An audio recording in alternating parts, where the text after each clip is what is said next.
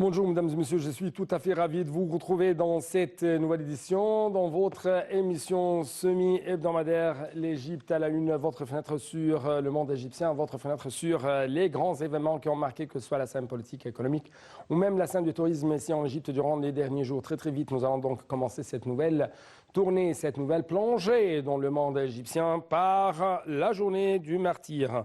En fait, on trouve que à cette occasion, le président Abdel Fattah al-Sisi a assisté hier au 33e colloque culturel des forces armées à l'occasion de la journée du martyr. Encore une fois, le chef de l'État a affirmé que les martyrs avaient présenté leur vie pour défendre la nation. Il a également salué les forces armées égyptiennes qui défendent la nation et ses richesses, ainsi que la police qui travaille à assurer la stabilité à l'intérieur du pays pour permettre de réaliser le développement. Donc Salam Arabi va vous donner plus d'explications pendant qu'elle sera en votre compagnie dans le prochain reportage.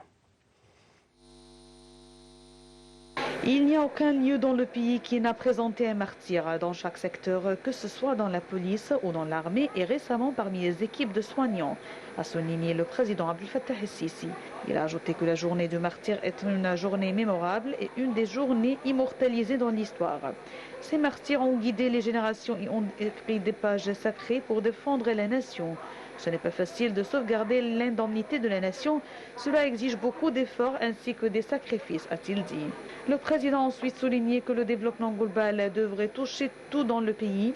Il a rappelé que le monde, au cours de cette dernière décennie, a connu des événements qui ont changé la face de plusieurs pays qui jouissaient de stabilité et de sécurité, ce qui a remarquablement affecté le concept de l'État national.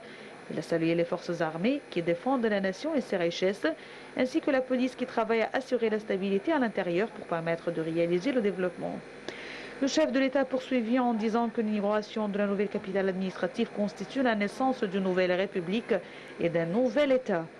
Il s'est alarmé contre les agressions contre l'État agricole en y établissant des constructions, ajoutant qu'il faut développer et moderniser les outils utilisés pour hausser la productivité des terres agricoles. Il a instruit au gouvernement d'accélérer les démarches pour achever les nouvelles cités, d'autant que les travaux ont retardé d'une année à cause de la pandémie. Il a ensuite salué les efforts menés par le gouvernement et sa gestion de la crise de la pandémie du coronavirus, se félicitant du fait que les institutions de l'État ont réussi à donner l'exemple dans leur capacité à gérer la crise et ses impacts, ainsi qu'à assurer les équipements médicaux et logistiques aux citoyens. Le président Sisi a honoré les familles des martyrs parmi des militaires, des policiers et des médecins qui ont présenté leur vie pour servir à les causes de la nation. Il a de même honoré un médecin qui a perdu la vue alors qu'il assumait son travail en soignant les personnes atteintes de coronavirus.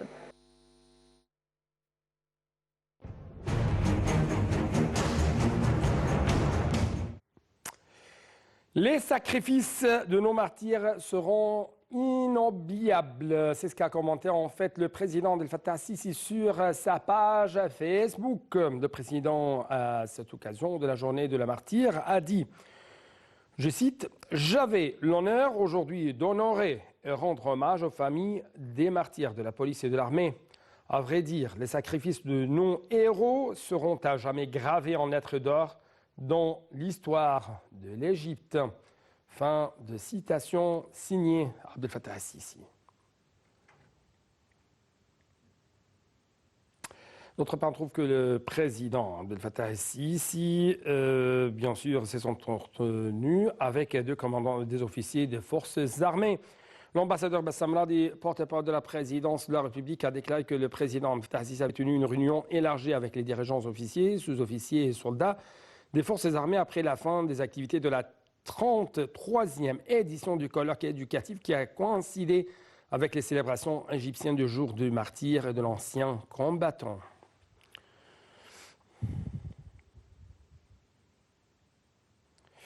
Donc encore une fois, l'Égypte n'oublie jamais les efforts, les sacrifices de ses fils dans tous les domaines. Donc le président Abdel Fattah al-Sisi, comme vous regardez, a reçu lundi les lettres de créance de 15 nouveaux ambassadeurs. Le chef de l'État a souhaité succès aux nouveaux ambassadeurs, confirmant l'attachement de l'Égypte à renforcer ses relations avec leurs pays respectifs dans des divers domaines.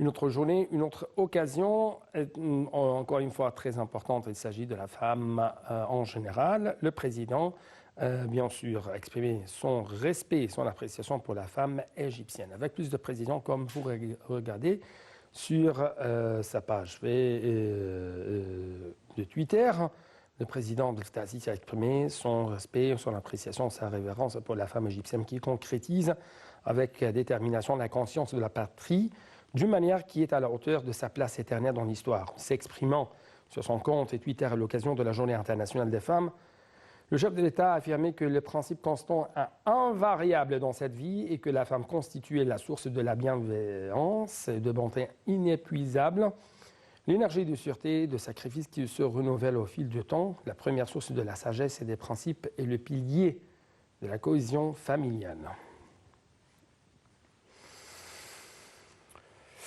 Passons donc à un autre domaine. Cette fois-ci, ce sont bien sûr les exportations égyptiennes et des directives présidentielles à cet égard. Le Premier ministre Dr Moussa Mabouli a passé en revue les traits du nouveau programme de développement et de soutien aux exportations, affirmant l'intérêt de l'État à les appuyer partant des directives du président Abdel Fattah el-Sisi. Il a été convenu lors des réunions tenues avec les exportateurs et les producteurs de mettre en place un programme flexible pour soutenir les exportations. L'objectif des études et des débats en cours sur les aspects de ce nouveau programme est de parvenir à la version finale qui réalise l'entente entre les deux parties. C'est ce qu'a déclaré lundi le chef du gouvernement lors d'une réunion tenue avec le ministre du Commerce et de l'Industrie, Nivin Gama, la directrice exécutive du Fonds de développement des exportations, Amani Al-Wissal. La ministre Gama a pour sa part indiqué avoir tenu des réunions tout au long des 3 derniers mois avec les différents conseils d'exportation dans le cadre du programme proposé portant sur l'industrie en général, incluant également les industries ciblées. Le Premier ministre a, au terme de la réunion, exigé de coordonner avec le ministre des Finances en prélude du lancement du nouveau programme et sa mise en œuvre avec le début de l'exercice financier 2021-2022.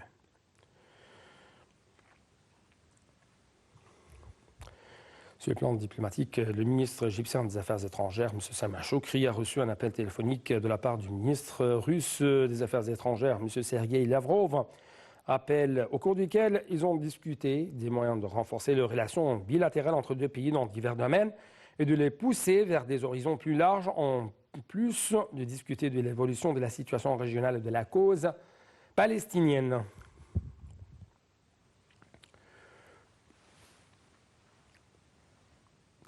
Donc, sur le niveau africain, le ministre égyptien des Affaires étrangères, M. Sameh Choukri, a participé au nom du président Abdel Fattah el-Sisi au sommet du Conseil de paix et de sécurité africain, tenu par vidéoconférence afin de débattre des enjeux du changement climatique et du Sahara occidental. Le ministre des Affaires étrangères a prononcé l'allocution adressée par le président Abdel Fattah el-Sisi au sommet à ce sujet. Le discours comprenait, selon la déclaration du ministère des Affaires étrangères, une affirmation que le continent africain était l'un des continents du monde le plus touché par les répercussions négatives du changement climatique, bien qu'il soit l'un des continents qui contribue le moins aux émissions de carbone, ce qui exige de coordonner tous les efforts régionaux et internationaux pour faire face à ce phénomène en tenant compte des répercussions néfastes du changement climatique sur la durabilité de la paix et de la sécurité en Afrique. Donc, on reste toujours, chers téléspectateurs, dans la poursuite des efforts égyptiens au niveau africain. Cette fois-ci, il s'agit du dossier libyen. À cet égard, le ministre égyptien des Affaires étrangères, M. Sameh Choukri, s'est entretenu dimanche au Caire avec l'envoyé spécial des Nations Unies pour la Libye, Jeanne Kubis, de l'évolution de la crise libyenne et des moyens de parvenir à une solution politique qui préserve l'unité de la Libye. Salam Maghrabi et les explications. L'ambassadeur Ahmed Hafez, porte-parole du ministère égyptien des Affaires étrangères, a déclaré que le ministre égyptien des Affaires étrangères, Sameh Choukri, avait entamé la réunion en félicitant l'envoyé spécial des Nations Unies pour la Libye pour sa nomination. Choukri a passé en revue les efforts déployés par l'Égypte pour parvenir à un règlement politique en Libye, soulignant dans le même contexte la nécessité d'achever le volet politique actuel en organisant une réunion à la Chambre des députés pour discuter de la formation du gouvernement et de la tenue d'élections conformes aux règles constitutionnelles le 24 décembre. Le ministre des Affaires étrangères a également souligné la nécessité pour toutes les parties de mettre en œuvre les dispositions de l'accord de cessez-le-feu, en particulier en ce qui concerne le retrait des forces étrangères et mercenaires de Libye, ainsi que l'importance de faire face à toute tentative d'entraver l'unification des institutions libyennes de sécurité ou de perpétuer la division du pays. Le porte-parole a ajouté que le chef de la diplomatie a également examiné les efforts de l'Égypte visant à promouvoir la voie économique, ce qui a conduit à un ensemble de mesures dans l'intérêt du peuple libyen. Pour sa part, Kubis a informé le ministre Chokri des résultats de ses contacts avec les différentes parties concernées par la crise libyenne. Il a exprimé son appréciation pour la position du Caire en faveur d'une solution politique en Libye et a affiché son aspiration à poursuivre le rythme de coordination et de coopération entre les deux parties, a-t-on appris de la page officielle du ministère des Affaires étrangères.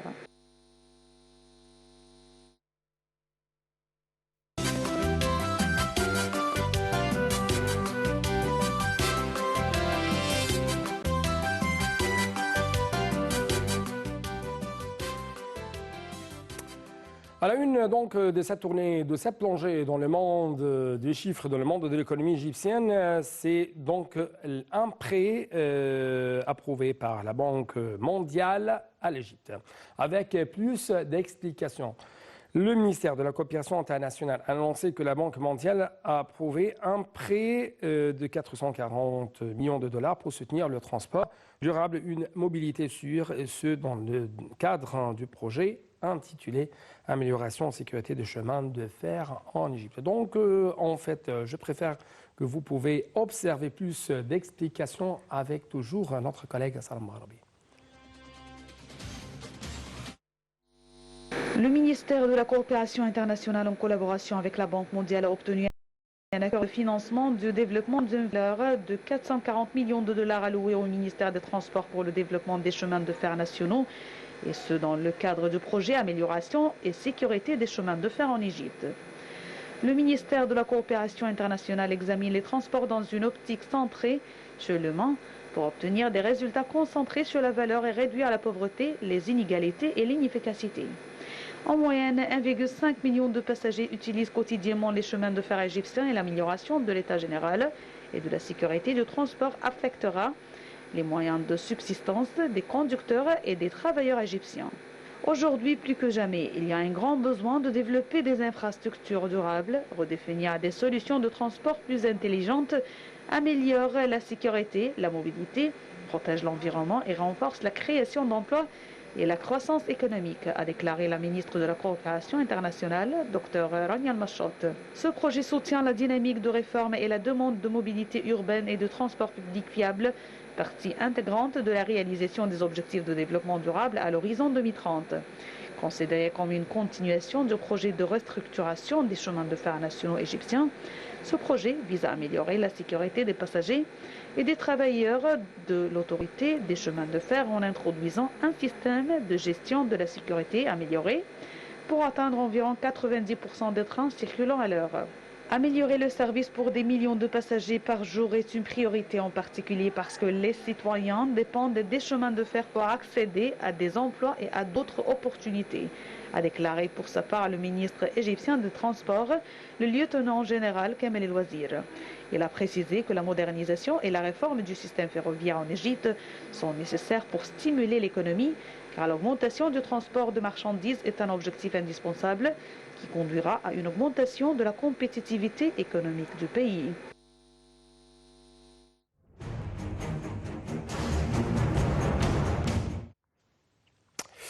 Le volume des investissements publics dédiés au gouvernorat de Haute-Égypte a totalisé 104 milliards de livres égyptiens de 2018 à 2021, soit une hausse de 27%, comparée avec les 3 années précédentes.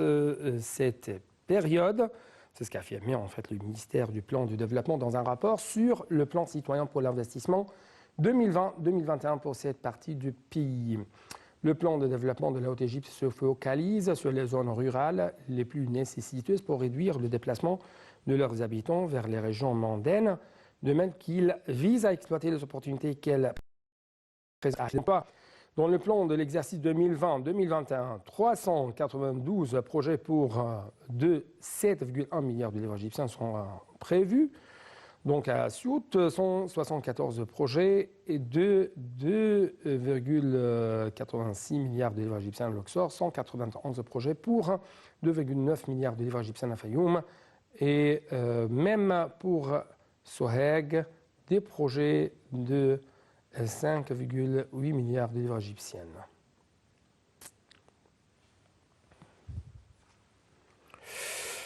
La ministre de la Planification et du Développement économique, Dr Hala Saïd, s'est entretenue avec le gouverneur de la Nouvelle-Vallée, Mohamed Zamalout, d'un certain nombre de projets d'investissement qui seront mis en œuvre dans le gouvernorat durant le nouvel exercice 2021-2022.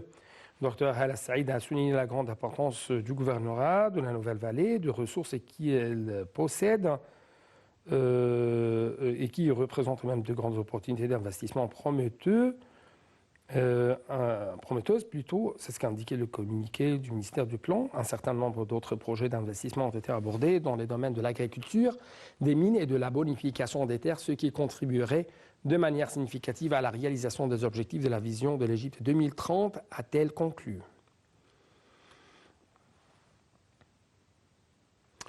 Le ministre du Pétrole et des Ressources minérales, Tariq Al-Molla, a confirmé que l'Égypte a avancé sur la voie de la transformation en un centre régional pour le commerce et la circulation de l'énergie, expliquant ainsi que ces dernières années, elle a été en mesure de forger des partenariats internationaux et régionaux qui servent cet objectif, que ce soit avec les pays de la Méditerranée orientale ou avec les États-Unis et l'Union européenne. Cette déclaration a été faite devant la conférence CERAWeek, la plus importante conférence mondiale dans le domaine de l'énergie qui se tient virtuellement cette année du 1er au 5 mars aux États-Unis en raison des mesures de précaution contre la pandémie du coronavirus. M. Le Moll l'a indiqué à cet égard que l'Égypte avait pris l'initiative en coopération avec ses pays et ses entités de créer le Forum du gaz de la Méditerranée orientale en tant que plateforme d'une coopération efficace entre les pays de la région pour tirer le meilleur parti économique et de ressources de gaz naturel, l'exporter vers l'Europe, soit un communiqué du ministère du Pétrole publié jeudi.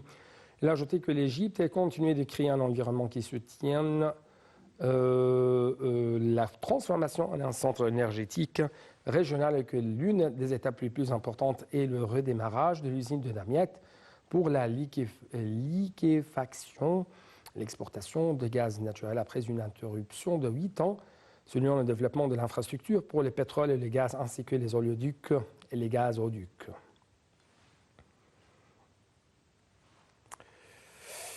À cet égard, on trouve qu'il y avait un rapport tout à fait important en ce qui concerne le gaz en Égypte. L'Égypte est devenue un pays pionnier dans la production de gaz en Afrique et avance à pas de géant pour contribuer efficacement à satisfaire le besoin de la reprise prévue de la demande de gaz sur les marchés mondiaux après le recul en 2020. C'est ce qu'a indiqué le site néerlandais Veros est spécialisé dans les conseils d'investissement dans les pays du Moyen-Orient d'Afrique du Nord. Dans son rapport, le site a fait la lumière sur les progrès réalisés par l'Égypte dans le domaine d'exportation du gaz naturel liquéfié vers les marchés mondiaux à la lumière de la croissance prévue de la demande du gaz naturel. Le site a évoqué un certain nombre de points positifs liés à l'exportation du gaz naturel liquéfié depuis l'Égypte et la poursuite des exportations depuis l'usine d'Edco, dont la plus grande partie va au marché asiatique, notamment la Chine et l'Inde, et la reprise de l'exportation depuis l'usine de Damiette en février dernier après 8 ans de fermeture.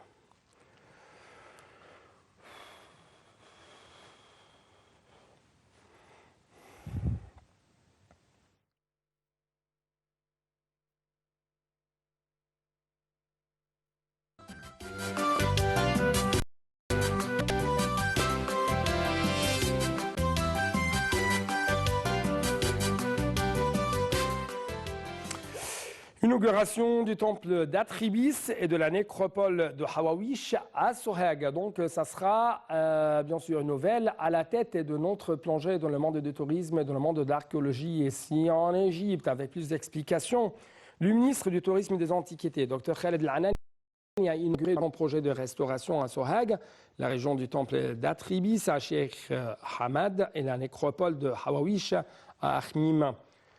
et ce, dans le cadre de l'intérêt accordé par le ministère à la préservation des sites archéologiques. Le ministre a passé en revue, lors de cette inauguration, certains projets archéologiques qui ont été achevés dans le gouvernorat, dont la restauration de la statue du roi Ramsès II au musée à ciel ouvert d'Akhmim, le développement des services touristiques au temple d'Abydos et la réduction du niveau des eaux souterraines au temple d'Osirion. Le ministre a affirmé que des caméras de surveillance ont été installées dans les deux régions ainsi que des panneaux explicatifs à l'intérieur du temple et de la nécropole.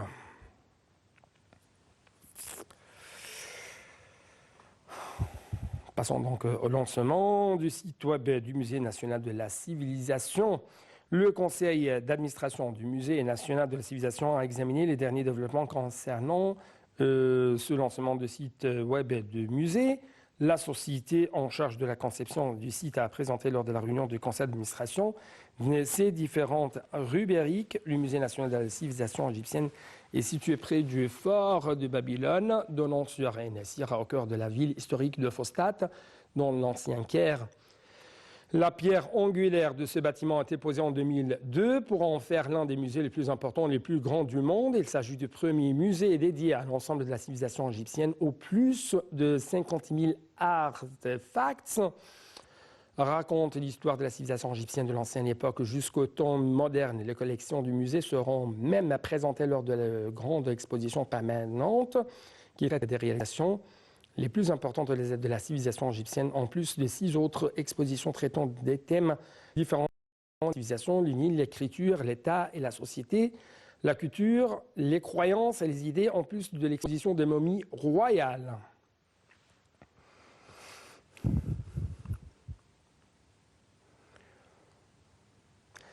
Donc, nous restons toujours, nous-mêmes, essayons de poursuivre les derniers efforts déployés par le ministère du Tourisme et de l'Archéologie afin, bien sûr, de redorer ce secteur très important pour l'Égypte, le secteur du tourisme.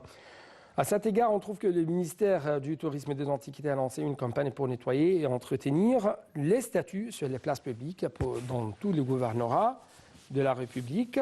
Cette campagne a été entamée samedi dans le gouvernorat d'Assouan, où une équipe spécialisée des restaurateurs de la zone archéologique d'Assouan a effectué des travaux de nettoyage et d'entretien de certaines statues.